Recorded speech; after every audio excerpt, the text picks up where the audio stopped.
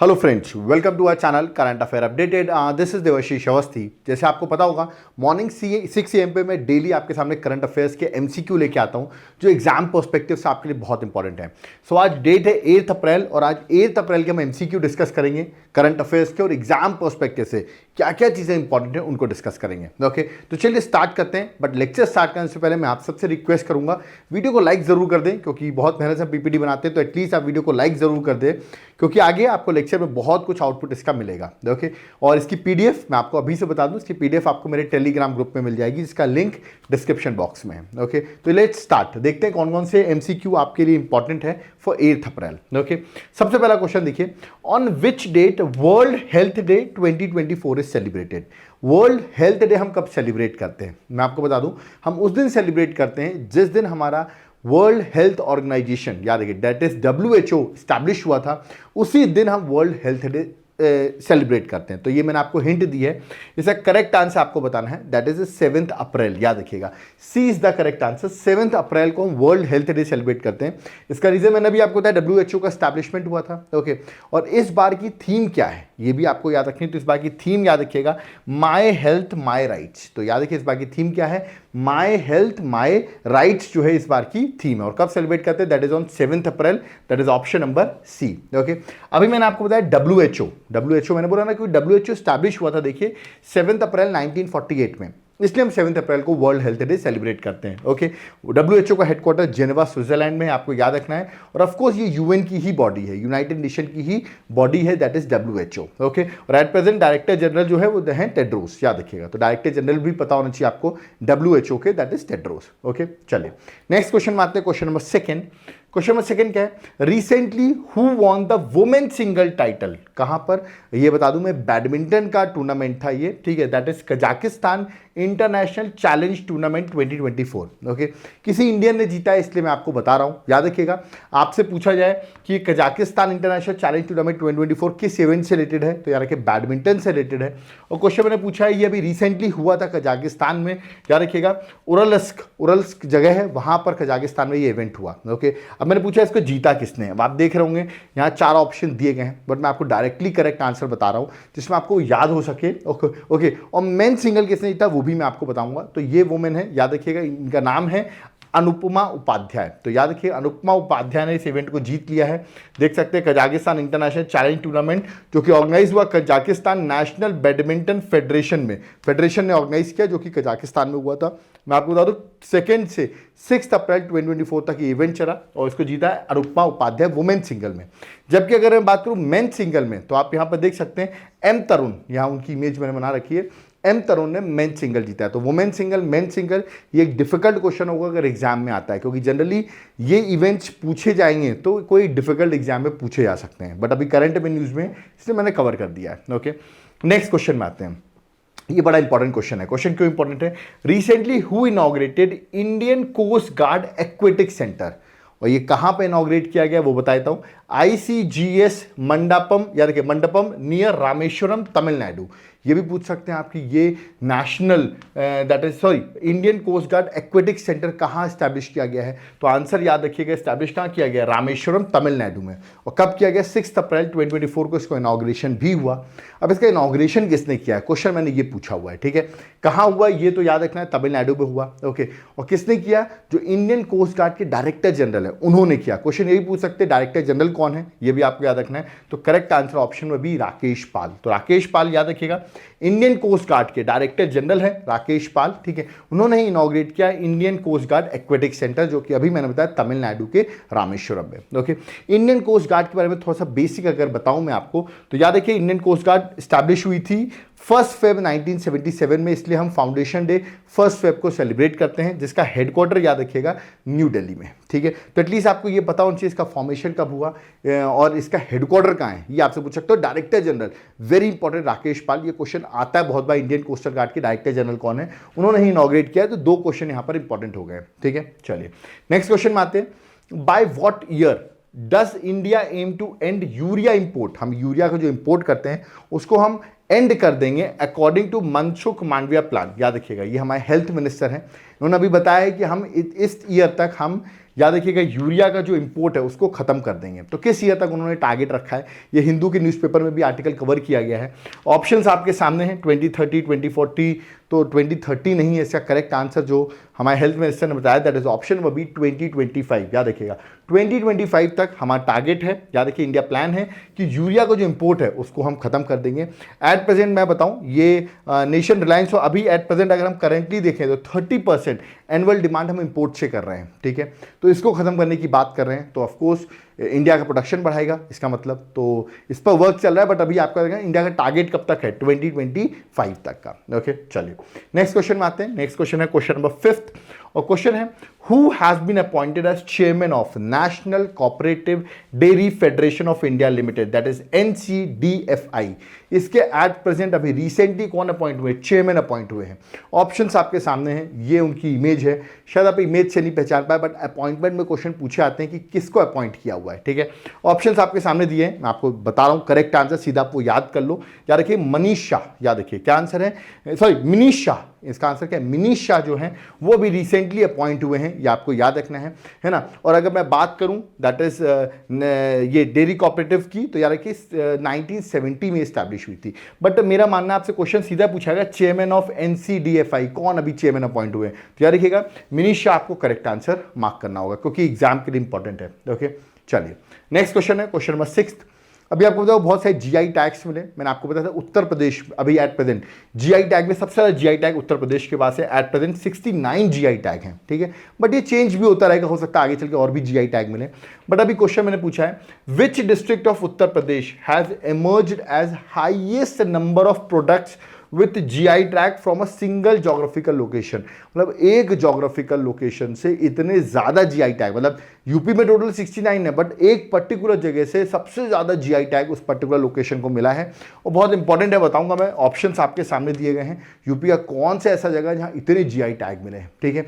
और बता दूँ 69 में से 30 जीआई टैग उस पर्टिकुलर सिटी से ही मिले हुए हैं, तो सिटी बड़ी इंपॉर्टेंट होगी, ठीक है। अब इसका करेक्ट आंसर क्या आप ये सोच रहे होंगे, ठीक है, तो मैं इसका करेक्ट आंसर बताया था। करेक्ट आंसर मोदी जी की Lok Sabha constituency, that is yes Varanasi. Okay मैं बताऊँ 30 जीआई टैग सिर्फ वाराणसी को ही है, याद रखिएगा। आप देख सकते हैं बनारस की ठंडाई, बनारस की शहनाई, बनारस का तबला, बनारस का लाल पेड़ा, बनारस की मुरल पेंटिंग्स, ऐसे करके याद रखिए बनारस को ही अकेले 30 जीआई टैग तो बनारस को ही मिले। तो सबसे ज़्यादा जीआई टैग पर्टिकुलर आपसे क्वेश्चन पूछ सकते हैं, और जो उत्तर प्रदेश से स्टूडेंट्स देख रहे हैं उनके लिए तो बहुत ज़्यादा इंपॉर्टेंट क्वेश्चन है। बट आप देख रहे हैं एक पर्टिकुलर लोकेशन से इतने ज़्यादा जीआई टैग है, वो है क्या, दैट इज वाराणसी। ओके चलिए नेक्स्ट क्वेश्चन में आते हैं, question number 7। Recently which country choose to abstain from voting, मतलब उन्होंने वोटिंग नहीं की है किस केस में, on a resolution pass by human right council for an immediate ceasefire in Gaza. Gaza में सीज फायर आपको पता होगा, गाजा में इशू चल रहा है, ठीक है। गाजा में हमास का जो इशू है वर्सेस जो आपका इजराइल है, इनके बीच में इश्यूज चल रहा है, तो उसको सीज फायर, उसको बंद करने के लिए याद रखिएगा ह्यूमन राइट काउंसिल ने रिसेंटली एक रेजोल्यूशन पास किया। बट किसने इसको, इन ऑप्शंस में से, और भी लोग कंट्रीज ने एब्सटेन किया, बट इस ऑप्शंस में से किस कंट्री ने एब्सटेन किया है, बहुत इंपॉर्टेंट हो जाता है क्योंकि इसका आंसर इंडिया है। इंडिया ने याद रखिएगा वोटिंग नहीं की है, मतलब ये सीज फायर करने के लिए एब्सटेन कर दिया, मतलब उन्होंने वोटिंग ही नहीं की, ना हाँ बोला ना बोला, उन्होंने एब्सटेन कर दी वोटिंग करने से। ओके तो याद रखिएगा 5 अप्रैल को India choose to abstain from the voting, ठीक है, ह्यूमन राइट काउंसिल। आप मुझे बताइए ये जो ह्यूमन राइट काउंसिल है इसका हेडक्वार्टर कहाँ पर है, या मुझे कमेंट बॉक्स में बताइए, बहुत इंपॉर्टेंट है क्वेश्चन कि ह्यूमन राइट काउंसिल का हेडक्वार्टर कहाँ पर है, ठीक है।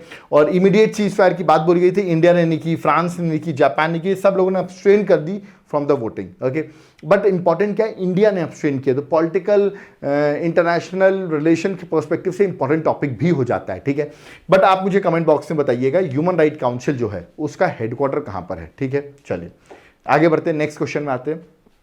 अगला है, याद रखिएगा सनाती बुद्धिस्ट साइट, याद रखिएगा, ठीक है, सॉरी सन्नति बोला मैं, सन्नति बुद्धिस्ट साइट, अभी न्यूज में है Sannati Buddhist site. Okay recently news is located in which state, याद रखिएगा सन्नति बुद्धिस्ट साइट अभी रिसेंटली न्यूज में है, और मैंने पूछा है ये कहाँ लोकेटेड है, अभी मैं आपको बताऊंगा ये क्यों न्यूज में भी क्यों है। ओके इसकी डेवलपमेंट चली, बड़े इंपॉर्टेंट टूरिस्ट का डेजिग्नेशन है, लोग आते हैं यहाँ विजिट करते हैं, इवन अभी एक फेज का इसका डेवलपमेंट हो भी गया है, अब लोकसभा इलेक्शंस के बाद इसका दूसरे फेज का का भी डेवलपमेंट चालू हो जाएगा इस पर्टिकुलर बुद्धिस्ट साइट का।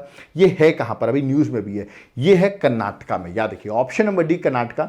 मैं आपको दिखाता हूँ, देखिए न्यूज़पेपर में ये आर्टिकल भी आया हुआ है, यहाँ पर लिखा है Sannati the forgotten Buddhist site, ठीक है, ऑफ कर्नाटका इज बैक। याद रखिएगा उसमें लिखा भी है कि लोकसभा इलेक्शन के बाद इसका डेवलपमेंट हो रहा है, फेज वाइज डेवलपमेंट हो रहा है, सेकंड फेज का डेवलपमेंट लोकसभा इलेक्शन के बाद स्टार्ट भी होगा। तो याद रखिएगा ये जो बुद्धिस्ट साइट है ये बैंक ऑफ भीमा रिवर के अराउंड सिचुएटेड है और याद रखिए कर्नाटका में है। तो ये अभी न्यूज़ में है तो पूछ सकते हैं। और बहुत इंपॉर्टेंट, मैंने बताया ना, पॉपुलर अमंग टूरिस्ट डेजिग्नेशन भी है, याद रखिएगा। तो ये भी बहुत इंपॉर्टेंट, टेम्पल्स बने हुए हैं यहाँ पर, तो बहुत इंपॉर्टेंट जगह है, याद रखिएगा, जिसकी वजह से अभी ये न्यूज़ में है। तो आपको बेसिक क्या याद रखना है, ये लोकेशन कहाँ पर है। क्वेश्चन सिर्फ इतना ही आएगा लोकेशन कहाँ पर है, क्योंकि न्यूज़ में है इसलिए मैंने आपको कवर किया है, याद रखिएगा, ठीक है। चलिए नेक्स्ट क्वेश्चन में आते हैं, question number 9। Which company has won 2 prestigious award at 15th CIDC Vishwakarma award 2024? आप सोचेंगे CIDC क्या है, बता देता हूँ। CIDC है construction industry development council. Okay, तो ये अवार्ड अभी रिसेंटली दिया गया है। 2 प्रेस्टिजियस अवार्ड किसी एक कंपनी को मिला है। किस कंपनी को मिला है, मैंने क्वेश्चन ये पूछा, ऑप्शंस आपके सामने दिए गए हैं। ओके, मैं डायरेक्टली उस कंपनी का नाम बताऊंगा, याद रखिएगा। वो आज की में मिनी रत्न कंपनी है, इंपॉर्टेंट है, मिनिस्ट्री ऑफ पावर के अंदर भी आती है। इसका करेक्ट आंसर है SGVN लिमिटेड। याद रखिए option number D is the correct answer. SGVN की अगर बात करूं तो इट्स मिनी रत्न कैटेगरी के अंदर आती है, पब्लिक सेक्टर अंडरटेकिंग है, मिनिस्ट्री ऑफ पावर के अंदर आती है। ये कंपनी किस सेक्टर से रिलेटेड वही बताता हूं, hydro power generation and transmission से रिलेटेड है ये कंपनी। ओके, और ये 1988 में स्टैब्लिश हुई थी। अभी रिसेंटली याद रखिएगा SGVN को 2 प्रेस्टिजियस अवार्ड मिले हैं, इस Vishwakarma award 15th CIDC Vishwakarma award में, ठीक है। और मैंने अभी बताया CIDC को फॉर्म क्या है, construction industry development council. Okay, और अवार्ड जो मिले वही बताता हूँ किस कैटेगरी में मिले हैं।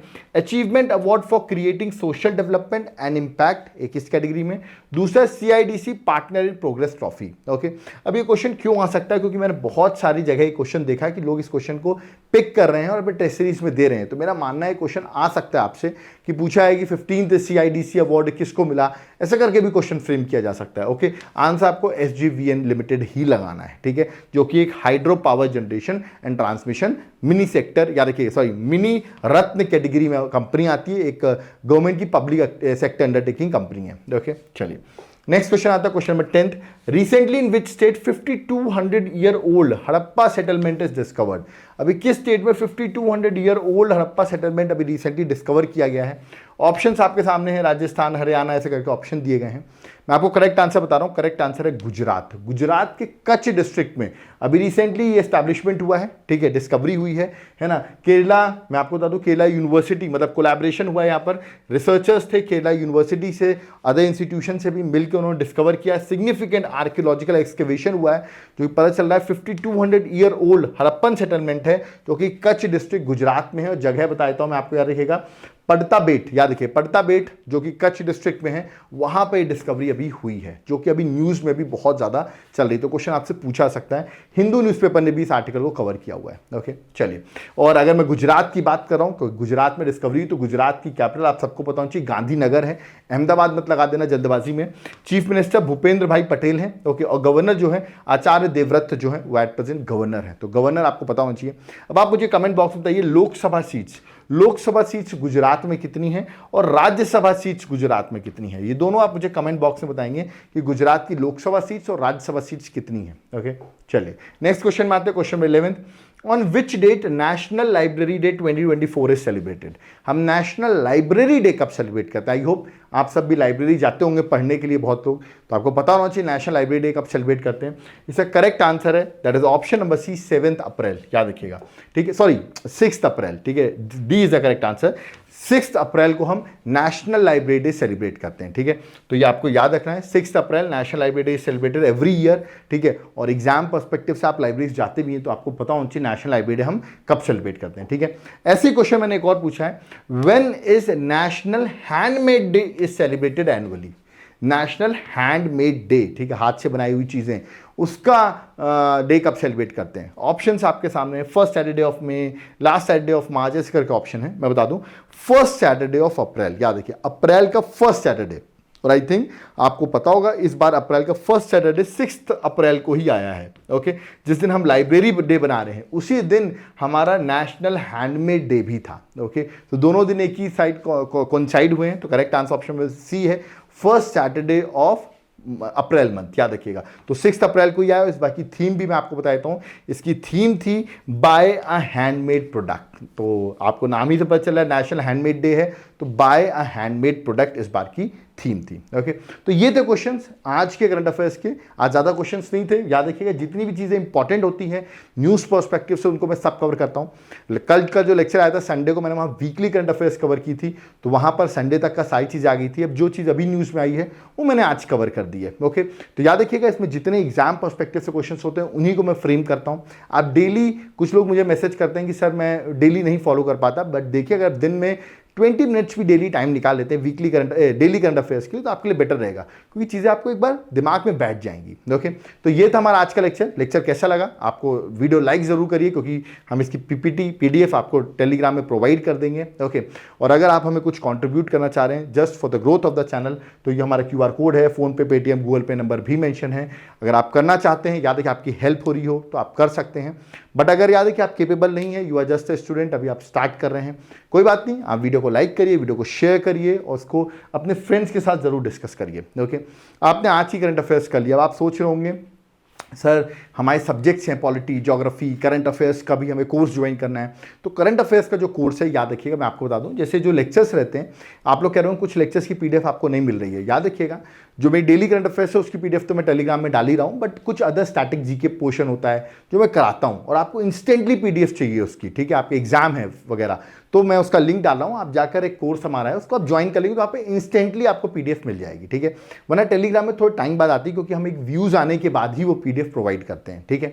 तो PDF आपको टेलीग्राम में बहुत टाइम बाद मिल सकती है, बट हाँ अगर आप कोर्स ज्वाइन करते हैं तो आपको तुरंत वहाँ PDF अवेलेबल हो जाएगी, ठीक है। बहुत मिनिमम कॉस्ट रखा है 2 साल का, आई थिंक आपके लिए 50 पैसे 50 पैसे अ डे कॉस्ट है। 50 पैसे क्या होता है आज की डेट में, कुछ भी नहीं होता है, 1 रुपये भी नहीं रखा मैंने, 50 पैसे अ डे, और 2 साल तक की आपको शायद पुरानी PDF भी मिल जाएगी और आगे की भी मैं प्रोवाइड कर दूंगा, ठीक है।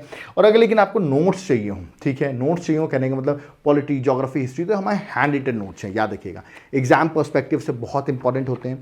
इन नोट्स को आप ऑर्डर कर सकते हैं। इन नोट्स को ऑर्डर करने के लिए करना क्या है, आपको करना कुछ नहीं है, आपको ये आप करंट अफेयर्स के भी नोट्स ऑर्डर कर सकते हैं, याद रखिएगा, ठीक है। इंडियन पॉलिटी, हर सब्जेक्ट के हमारे हैंड रिटन नोट्स हैं। इन नोट्स को ऑर्डर करने के लिए क्या करना है आपको, इन नोट्स को ऑर्डर करने के लिए आपको मेरे नीचे कॉन्टैक्ट नंबर दिया हुआ है, ठीक है, आप उसमें व्हाट्सएप करिए, मैं आपको इसकी डिटेल्स बता दूंगा, आप इसका सैंपल देख सकते हैं, इन नोट्स को ऑर्डर कर सकते हैं। क्लासेस भी चाहिए आपको, नोट्स और क्लासेस दोनों चाहिए, तो याद रखिएगा इसका कंप्लीट एक कॉम्बो है, हार्ड कॉपी नोट्स भी दूंगा मैं आपको क्लासेस भी मिलेंगी। उसके लिए आपको मेरे एप्लीकेशन को डाउनलोड करना पड़ेगा, जिसका नाम नीचे मेंशन है, देवाशीष क्लासेस। ऐप को डाउनलोड करो, वहां पर आपको बहुत सारी क्लासेस मिलेंगी, इसका कॉम्बो मिलेगा, ठीक है। सॉफ्ट कॉपी बाय करना, आप सॉफ्ट कॉपी बाय कर सकते हो, आप डायरेक्टली व्हाट्सएप से बाय करना चाहते हो व्हाट्सएप पे मैसेज करो, उससे भी बाय कर सकते हो। याद रखिएगा आप अगर अपने ऊपर थोड़ा बहुत इन्वेस्ट करते हो तो आपके लिए बेटर होगा, क्योंकि कम टाइम पे आपको एग्जाम क्वालिफाई करना है, ओके। आप नोट कर करके बहुत टाइम लग सकता है, तो आप चीज़ों को डायरेक्टली अपने घर में ऑर्डर करा सकते हो। अगर आप सॉफ्ट कॉपी करना चाहते हो तो वो भी अवेलेबल है। यार ये एप्लीकेशन नाम है Devashish classes, link description box में मैंने मेंशन कर दिया है, आप चाहे तो प्ले स्टोर से भी डाउनलोड कर सकते हैं। प्लस आपको मेरी क्लासेस जो हैं याद रखिएगा वो भी मिल जाएंगी हर सब्जेक्ट की, तो एक बार आप एप्लीकेशन को जरूर विजिट करिए, आपके लिए बहुत हेल्पफुल होगा, ओके। और आप अदर स्टेट एग्जाम की प्रिपरेशन कर रहे हैं, UPSC की प्रिपरेशन कर रहे हैं या अदर स्टेट सर्विसेज की, ओके, अदर एग्जाम की प्रिपरेशन कर रहे हैं, करंट अफेयर सिर्फ चाहिए, जो भी चीज़ ना व्हाट्सएप करो, मैं आपको हर चीज़ें प्रोवाइड करूंगा, ओके। UPSC की प्रिपरेशन करो, प्री मेंस, आंसर राइटिंग, याद रखिएगा लाइफ टाइम एक्सेस, ये सारी चीज़ें हम आपको, ऑप्शनल क्लासेस, ये सब कुछ आपको एक जगह पे हम प्रोवाइड करेंगे, ओके। और UPSC की नई प्रिपरेशन करो, अदर एग्जाम की प्रिपरेशन कर रहे हो, उसके लिए नोट्स चाहिए तो याद रखिए UPSC के नोट्स अलग हैं, स्टेट सर्विसेज के अलग नोट्स हैं, आपको जिसके भी नोट्स चाहिए हम आपको प्रोवाइड कर देंगे, ओके। और आप चाहते हो कि आपके घर में कुरियर हो जाए तो कुरियर हो जाएंगे, आप चाहते हो सॉफ्ट कॉपी मिल जाए, सॉफ्ट कॉपी मिल जाए, तो याद रखिएगा आपको हर फैसिलिटी अवेलेबल है, आपको एक बार इंक्वायरी लेनी पड़ेगी नीचे कॉन्टैक्ट नंबर से, ओके। कोई डाउट क्वेरी है जरूर कमेंट बॉक्स में कमेंट करके बताइए, वीडियो को जरूर शेयर करिए। डेली जितनी करंट अफेयर्स होती है मैं उतनी कवर करता हूं, कम टाइम पे आपको ज्यादा चीजें बताई जाती हैं, ओके। कोई डाउट क्वेरी है कमेंट बॉक्स ओपन है, हम आपके कमेंट जरूर रीड करते हैं, तो do comment on our video, अगर आपको कोई चीज डाउट है वो भी आप कमेंट कर सकते हैं, ओके। और फर्स्ट टाइम चैनल में आया हो तो एक बार चैनल को विजिट कर लो, टोटली अपडेटेड चैनल मिलेगा आपको, हर चीजें यहाँ पर अपडेट होती रहती हैं, ओके। तो पुरानी कोई चीजें नहीं, टोटली अपडेटेड आपको कंटेंट यहाँ पे अवेलेबल मिलेगा, okay. So thank you everyone, जय हिंद, जय भारत।